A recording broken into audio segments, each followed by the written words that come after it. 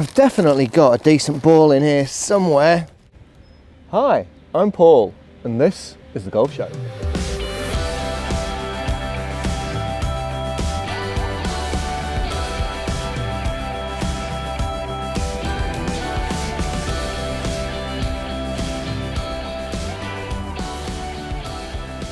Hi everyone, I'm Paul Hemlin. Welcome to The Golf Show.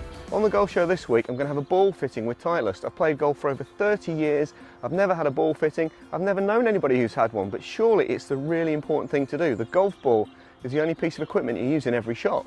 We've got our subscriber showcase feature where you guys are the star of the show. Please keep sending me your golfing videos. I really appreciate it, and we've got a cracker for you today. And we've still got Rory McIlroy's signed Night Golf shirt to give away. Thank you to everyone for all the support and all the comments we're getting and all the views. I'm really enjoying doing the golf show. If you are new to this channel, please hit that subscribe button. It really does help me out. Subscription is free. All it is going to let you know every time we put a new video out there. Okay, that's more than enough from me. Let's get on with the golf show. Today I'm going to do something I've never done in 30 years of playing golf, and that's have a ball fitting. I've got Joe Smith from Titleist here who's going to take me through the fitting process. Joe, hi, how you doing? I'm good, thank you. Yourself? Good, thanks Joe. Thanks for coming on the show. Yeah, so no problem I at all. currently play a Titleist Pro V1X number 17. Yeah. I've played Pro V1X for as long as I can remember. Yeah. But I've no idea why. Yeah. Quality is always there, there's great advertising as well. Most of the tour pros seem to be using Titleist, so I think that's how I ended up playing Titleist With balls. that one. Yeah. But I think you've got 7 or 8 different balls in your range, and I've no idea if this is the best ball for me. So what normally goes on with a ball fitting? So I think the first thing that we want to look at is round the green. Yep. So we always advocate that you should put your golf ball from green back to tee. Okay. Reason being is that's where the majority of your shots happen. Yep. For a mid-handicap golfer, only 16% of his game will be off the tee. Right. 44% of it will be wedge shots and iron shots, pitch shots. Interesting. Into the green. Yep. And 40% will be putting. Right. So we like to base it on three key factors of flight, feel, and spin rate. Okay. We'll look at all those attributes and what you want to see as a golfer as well, not what I just want to see on Trackman, and where your flight window is, how high you want to see the golf ball, how much you want it to spin, and what type of shots you see. Ultimately, we'll do a bit of a Trackman fit. We'll then go onto the course and test the golf ball side by side to make sure that you can notice the difference and see the benefits of playing a specific golf ball. And that's really interesting, starting with the green, and as you say, that's where all your shots are. Yeah. I mean, I have heard people say, I don't swing fast enough for a Pro V1. What's that all about? Don't know. Right. Just a myth that people have got into their heads that they think they need to swing at a certain speed to play a premium golf ball. Absolutely. We always look at a 50-yard pitch. Yep. A 50-yard pitch for a female golfer, a male golfer, a tall pro, a mid-handicap golfer. Yep. You'll hit that pitch with a sand wedge at 50 mile an hour club head speed, 50 mile an hour ball speed, yep, and it will go 50 yards. Yep. 8 different golf balls in the range, including Pro V1X left dash now, which is kind of a custom option that's just come in the last year. Okay. So, but we understand that golfers have a price preference or a price barrier, or just colour preferences or feel preferences on the shots, which is why we create tall speed, tall soft, velocity, and true feel. But we will always fit into Pro V1, Pro V1X, AVX, and then we'll go onto the golf course if there's any of those preferences that kick in for a golfer, and really see what they prefer out on the course. My son's 12 and he plays the velocity, and he just finds that helps get it up in the air a little bit easier. Yeah, it's that high launch, high flight golf ball, low spin, potential a little bit more distance in the irons for that player that wants to prioritise that. But the one thing that we advocate is, look, I don't want you to play true feel Monday, Wednesday, Friday, and then get in the Saturday medal and play Pro V1. I want you to play true feel in the Saturday medal. I want you to play one ball and stick to it. And that's really important, isn't it? Yeah. Yeah. I mean, the amount of times I'm playing and one of my mates will hit one OB, and say, all right, I've got a Titleist ball now. Yeah. And you think, well, just surely around the greens, even just for a putt, it's going to feel differently and go differently. Feels differently, rolls out different, and the average amateur golfer, 90% of putts from 3 foot they will hole. That goes to 40 when we go to 6 foot. So even that extra 3 foot worth of rollout or 3 foot less of rollout is really going to hurt you as a player. Right. Yeah. And in terms of ball fittings, are you seeing more people having ball fittings now? To say, I don't know anybody. I was looking at some of the guys at the club at the weekend if they've ever been fitted, and not one had. Yeah, it's something that's growing. I think it's more under the spotlight now than it has been. It's certainly not as big as club fitting yet, but yeah, I think it's definitely growing, and so it should be. It's the one bit of equipment you use on every shot. Absolutely, yeah. it is the most important piece of equipment in your bag. Fantastic, excellent. Well, should we hit some shots? Yeah, absolutely. Okay, let's go. Let's go. Excellent. Perfect. The good thing about golf ball fit is you don't need many shots. Okay. We just need good ones. Yeah. So we're going to start off with the pitching wedge. This would normally go about 130 yards. What ball are we going to go for, Joe? So we're going to do it blind. Okay. Obviously we want to get those field preferences for you. So interesting. I'll control the ball situation. I'll put them down for you. What I want you to do is just rate your strikes for me out of 10. Okay. With a golf ball fit, obviously I can't give you a more forgiving club head. Yeah. I can't kind of change the length of blade for different strike locations. Yep. It's going to be, what we want to do is reward your good shots. Okay. So if you're a stud and you're playing your mates for the beers going down the last and you one up and you hit that perfect shot, we don't want it to balloon in the wind, nor do we want it to hit the green and roll on through the back. So yeah, we're always looking to reward those good shots. Okay. If you can just rate your strikes for us as we go along, that'd be great. We'll go for the second pole as a target line.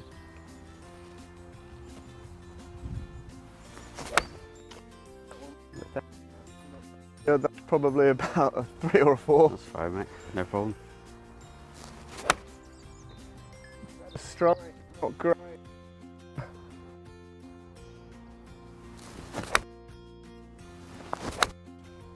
That was good. So that's your best. How's that golf ball feel? That last one? Yeah. Yeah, felt nice. Yeah? Yeah. Feel like what you usually play? Possibly a little softer. Possibly a little softer? Possibly a little softer, I think, maybe, yeah. Nice. Very thin. That'd have been fun on a cold morning, wouldn't it? That would hurt a few months ago. Again, this is one of the reasons why golf ball is so important to keep consistent. We've seen 8 shots so far.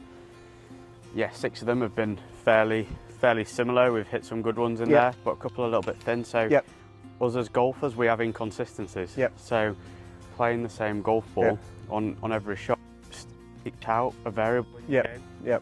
It just adds that consistency kind of throughout. Nice. Cool. Let's go straight into 7-iron. Okay. Yeah. So same target line, Paul, same concept with the strike as well, just a nice stock 7-iron. Lovely. Nice.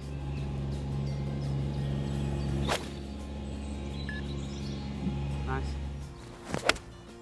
Cool, that one a little bit heavy. So what Joe's doing here, he's putting the balls down. I can't see the number of the ball or what model it is.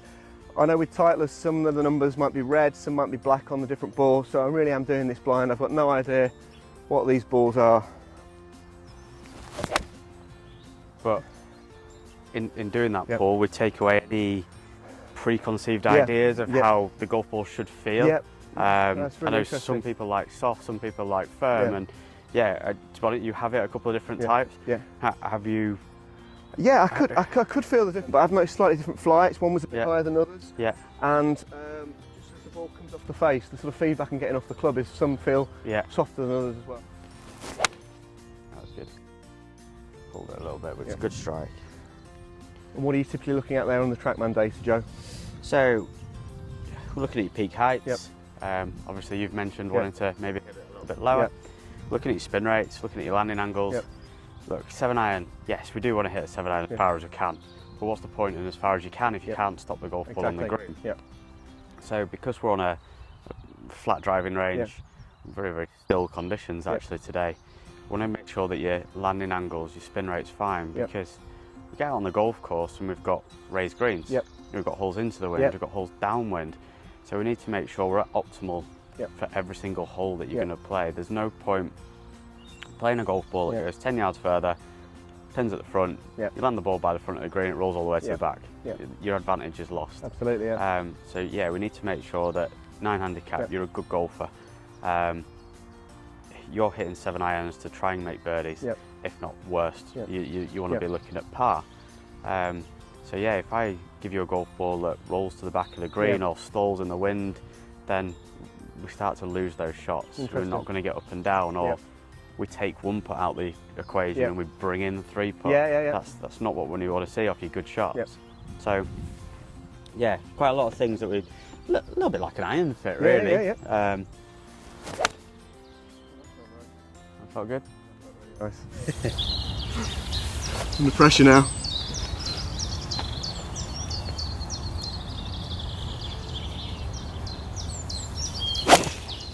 Nice. Good. That's as good as it gets. So again, right, they were the same ball. Yeah.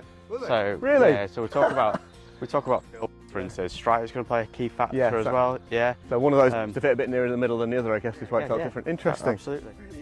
If we look at it in your 7-iron at the minute, we've got between the highest golf ball and the lowest golf ball at the minute, we've got 15 foot worth of peak height difference. In terms of landing angles, pretty good on all of them, but in terms of carried yardage, we've got one golf ball averaging 141, one golf ball averaging 149. Wow. 8 yards difference. Yeah. That's incredible. Yeah, someone would buy an 800, 900 pound set of irons for 8 yards further in their irons, more control, but a couple more just. Wow. Nice. Yeah. Yeah. Notice anything different about the flight of it? A bit more piercing. My ball seems to get up really quickly. Launches and quite high. Stay there. Yeah. Nice.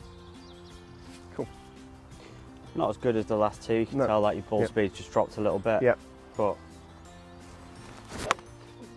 don't worry, we've got that good one. Good thing, that 119 mile an hour ball speed. Yeah, that was a bottom groover. Sure. So 5-iron again, a really important club for someone off 9 handicap again, especially. You hit the golf ball a good distance. This is probably a club that we're going to look to play into really long par 4s or a shorter par 5. Yep. Again, we don't want to have you hit a good shot and this bound and roll off the green, or hit a good shot and it kind of balloon up into some wind. This is still a scoring club for you. Okay. A lot of golfers won't associate 5-iron being a scoring club, but yeah, we're probably not going to go for the flag. Yep. But we're going to go for the middle of the green, and we don't want to hit that and it bound on or golf ball balloon up and end up in the front bunker. This is still a club that we need to hit and find the green. And okay. Good strike.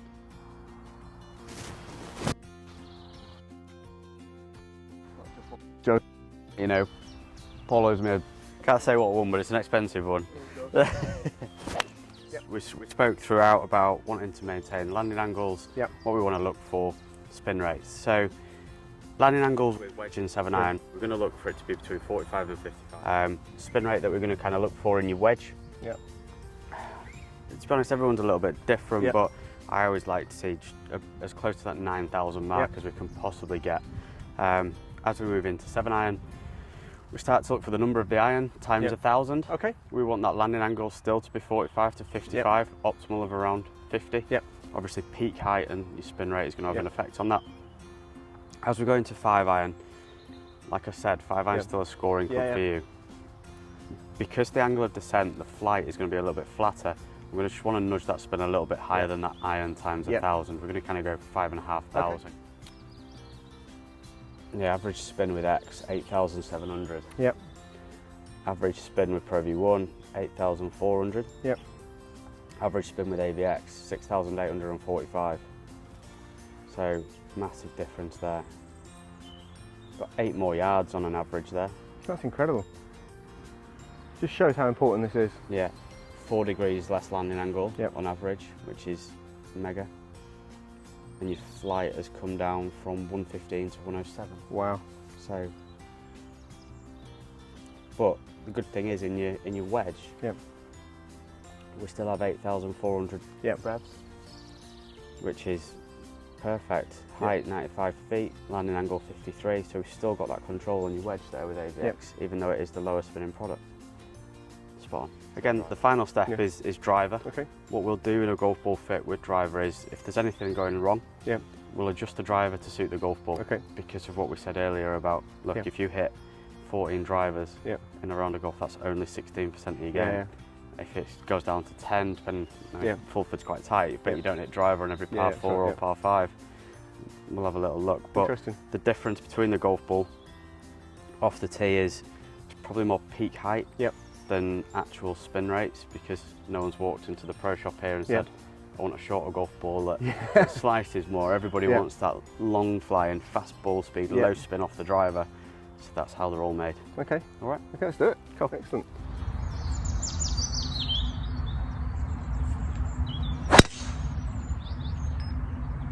Get the new driver from.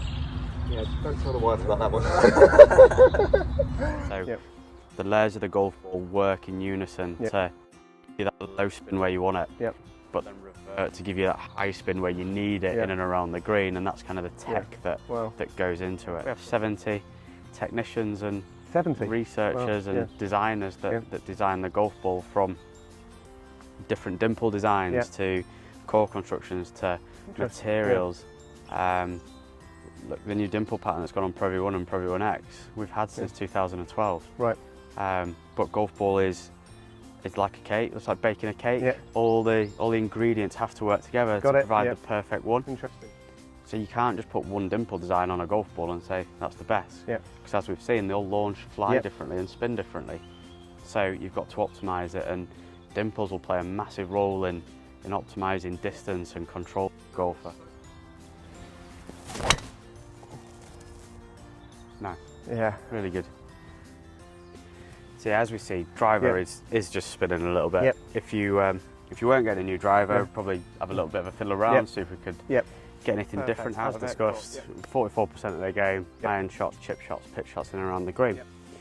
Only part of the golf ball we're using, as we mentioned, is the cover layer here, but obviously different feels of the golf ball.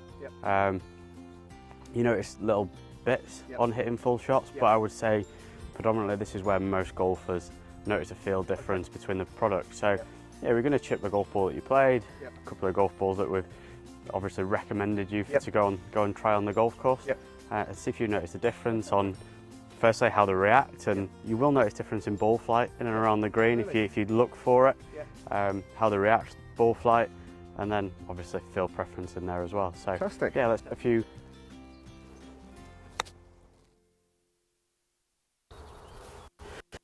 Yeah.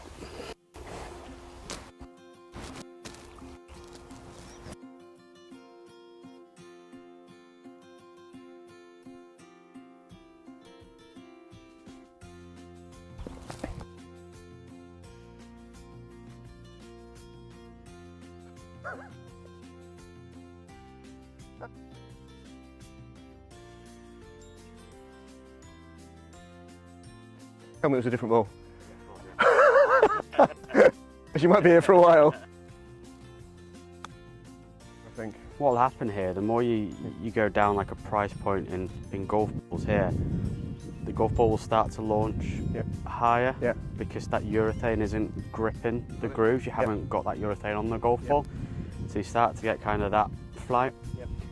You don't want your golf ball landing forward. And I always describe it like throwing a dart at bullseye. We don't try and loop it in. Why? Because it's harder to control the distance. It is, We go just above it and nice penetrating. Discount the two that we obviously know for obvious reasons, but yeah, the four before that were all AVX as well. So see the one bounce, a little bit of check, and then just release to the flag. Nice. Yeah, there's. So AVX is the one. But there's very little. I don't know. The first few that you tried were all Pro V1X. Second few were Pro V1. The ones after that was AVX. I don't know if you noticed. Ultimately, too much difference between them all in and around the ground. Not a massive amount. When they reacted on the ground a little bit, actually. You know, it wasn't sort of loads of bounces. It was sort of a bounce and then sort of rolling out, and as I say, it felt quite controlled. Yeah, good. Excellent. Perfect. Ooh. Straight away, that felt quite heavy off the club face. Higher as well, didn't it? It came off a lot higher, yeah.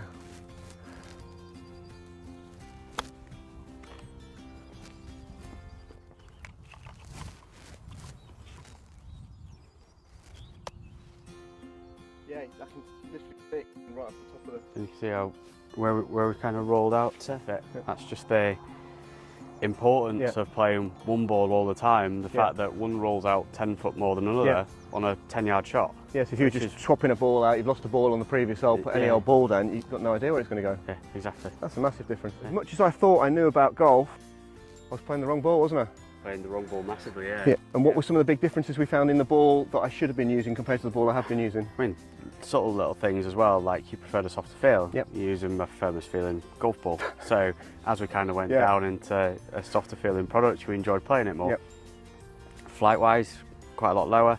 One of the things you said at the start was, yeah, if you can bring my flight down, that'd be great. Yep. And spin rates as well, lowered massively, which is not what everybody needs, but it's what you needed. And that's the key to this.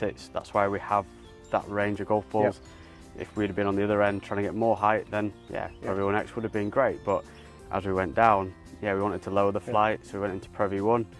We still wanted to lower the flight, so we went into AVX, which showed ridiculously good results. I can't believe it. I mean, I spend hundreds of hours on a golf course each year. Yeah. And I've been playing golf for so long, I've been playing the wrong ball. Yeah. And I feel pretty stupid actually, but I guess not a lot of golfers really have ball fitting. It's something I think you said earlier that people are getting more and more into now. Yeah, it's new, and look, everyone sees it as a little white ball that they hit around. You are not as good as a tour pro. So you actually need it more, because you need more help. Absolutely, you need the equipment to work for you. If you're spinning it too much, then you're not able to kind of bring that flight down and bring that spin down when you need to as consistently as a tour pro, and vice versa. If you're struggling to stop the golf ball on the green and you're playing a golf ball that's low spin, then your target area is shrinking and shrinking and shrinking. If we provide you with more control, then your target area is getting bigger, which is why these tour players play the models that they do to give themselves the most room for error. So again, consistency, variables, play the same one all the time, and to get kind of within that 5 to 8 foot kind of mark, so that you give yourself that 1 in 2 chance of holding the foot. Fantastic. Anything beyond that, you're not going to get up and down. Absolutely. Joe, thank you so much for your time. Really appreciate it. Thank you. I'll put the contact details in the description so people can find out where the fittings are going on, the website, that kind of thing. Really appreciate that. It's definitely been a school day for me today, so Joe, thanks so much for your time. No problem. And guys, thank you. I am now going to be playing the AVX. Can't wait. I'm off straight down the pro shop to buy a dozen. I want to give you Rory McIlroy's signed Nike golf shirt, and all you've got to do to be with a chance of winning this is to subscribe to The Golf Show on YouTube. Yes, it's as simple as that. Go on YouTube, search up The Golf Show and hit that subscribe button. And whilst you're there, turn on the notifications so you're not going to miss the great content we're putting out there each week. Then, when we get to 1,000 subscribers, I will pick one at random and I will ship this beauty anywhere in the world. Best of luck.